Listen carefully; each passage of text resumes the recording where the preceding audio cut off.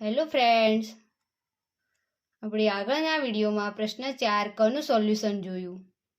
હવે પ્રશ્ન 5 અ. નીચેના દાખલા ગણો. પ્રકરણ 10. 1. જેમાં આપણને 4 દાખલા કયા છે?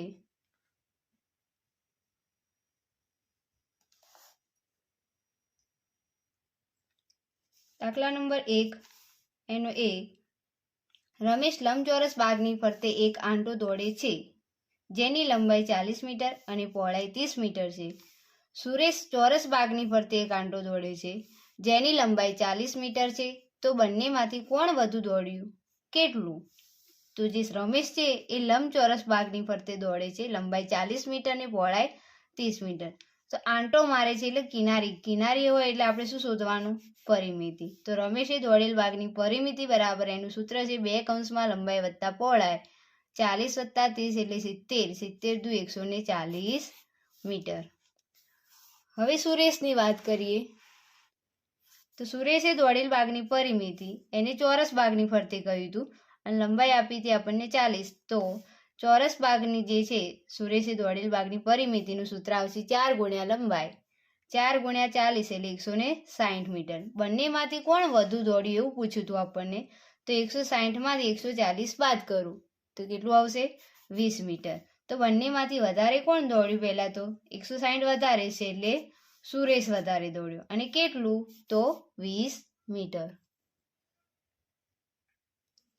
2.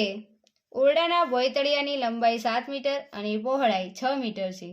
આ ભોંયતળિયે 3 મીટર લંબાઈની એક ચોરસ શેતરંજી પાથરી છે.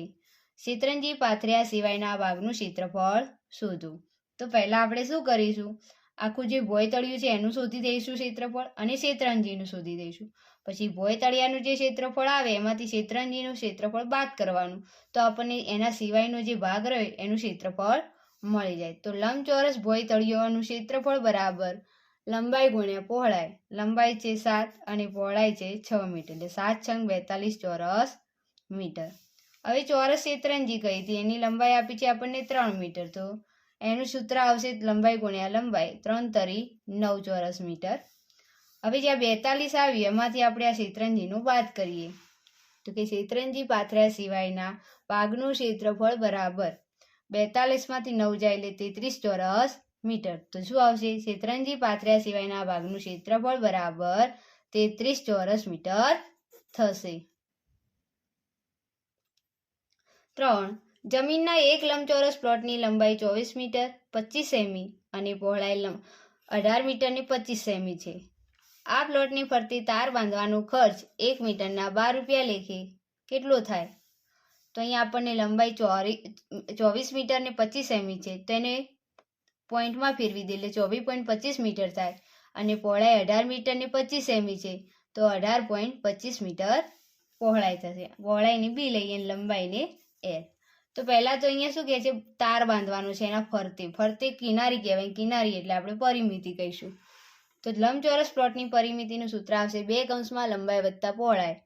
લંબાઈ આપણને આપે 24.25 વત્તા 18.25 કરીએ એટલે 42.50 મીટર થશે, જેને 2 વડે ગુણવાથી 85 મીટર થાય.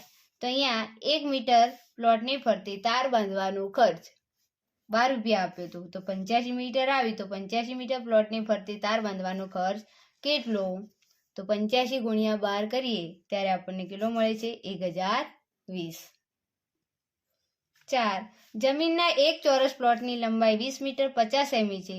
આ પ્લોટને ચારે બાજુ ફરતી વાડ કરવાનો ખર્ચ 1 મીટરના ₹8 પ્રમાણે કેટલો થાય? તો લંબાઈ છે 20 મીટર 50 સેમી. તો એને પોઈન્ટમાં ફેરવી દઈએ તો લંબાઈ કેટલી મળે છે? 20.50 મીટર.